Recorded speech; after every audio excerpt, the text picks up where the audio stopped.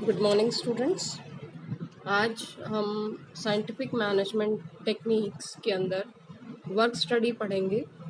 Work study का मतलब क्या है? जो एफ.डब्ल्यू. टेलर है उसने जो वर्क है उसकी स्टडी की थी कि किसी भी काम को कैसे किया जाए, किस तरीके से किया जाए कि उसकी कॉस्ट कम से कम आए, एफर्ट्स कम से कम लगाए जाएं और उसकी एफिशिएंसी ज़्यादा हो और प्रोडक्टिविटी ज़्यादा हो।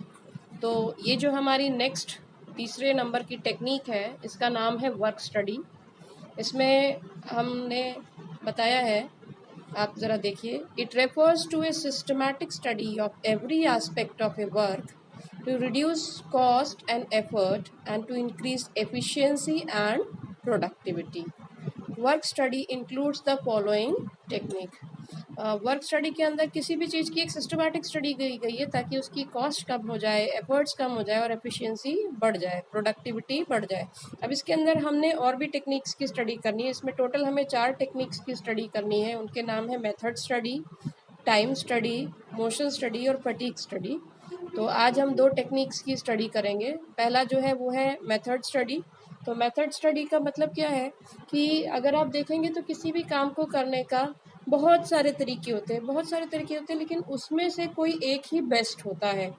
तो जो बेस्ट होता है वो हमें ढूंढना है और उस बेस्ट मेथड को यूज़ करके काम करना है। तो उस बेस्ट मेथड को ढूंढेंगे कैसे, उसके लिए मेथड स्टडी की गई है। It is concern with the study to know the best method of doing a particular job. Its objective is to minimize the production cost and maximize use of resources of the organisation. ये जो हम method study कर रहे हैं इसका objective क्या है कि हम एक बेस्ट तरीका जान पाए किसी भी काम को करने का। और वो बेस्ट तरीका कौन सा होता है? बेस्ट तरीका वो होता है जिसमें कॉस्ट कम आती है, यानी कि लागत कम आती है, और जो भी चीज़ को हम यूज़ कर रहे हैं उसका मैक्सिमम यूज़, ऑप्टिमम यूज़ हम कर पाते हैं। फिर इसमें आगे देखिए क्या लिखा है। Taylor suggested that method of production should not be decided by rule of thumb method, but all the method must be tried in the organization and the one which brings maximum benefit with minimum cost should be selected।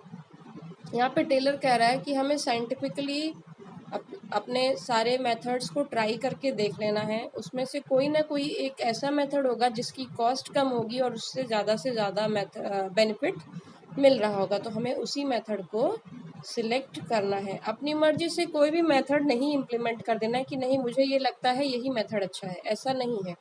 आप हर method को try करके देखें, हर method का input और output calculate करके निकाल के देखें कि किसमें कितनी कॉस्ट आ रही है, किससे कितना फ़ायदा हो रहा है। हमें उस मेथड को चूज़ करना है जिसमें कम से कम कॉस्ट आ रही है और ज़्यादा से ज़्यादा बेनिफिट हमको मिल रहा है। This is method study. Then the next is time study. जो हमारी अगली टेक्निक है जो कि वर्क स्टडी के अंदर आती है वो है टाइम स्टडी। टाइम स्टडी में क्या है? टाइम स्टडी में हम स्टडी करते हैं कि किसी भी काम को करने के लिए एक पर्टिकुलर कितना टाइम लगना चाहिए, what should be the standard time to complete a job. इससे हमें ये भी पता चल जाएगा, जब हम टाइम स्टडी करते हैं तो हमें ये भी पता चल जाता है कि एक वर्कर को कितना काम करना चाहिए। इससे किसी वर्कर को काम अलॉट करने में भी आसानी रहती है और हम ये देख पाते हैं कि जो वर्कर काम कर रहा है वो एज पर द स्टैंडर्ड काम कर रहा है या बिलो स्टैंडर्ड काम कर रहा है या अबव स्टैंडर्ड काम कर रहा है। इससे हम अपने वर्कर की एफिशिएंसी के बारे में जान पाते हैं। तो ये टाइम स्टडी को हम देख लेते हैं।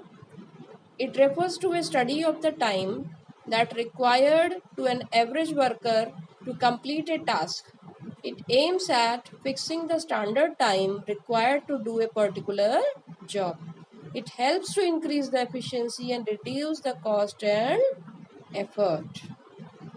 ये है टाइम स्टडी जिसमें हम एक एवरेज वर्कर की टाइम की स्टडी करते हैं कि एक काम को करने में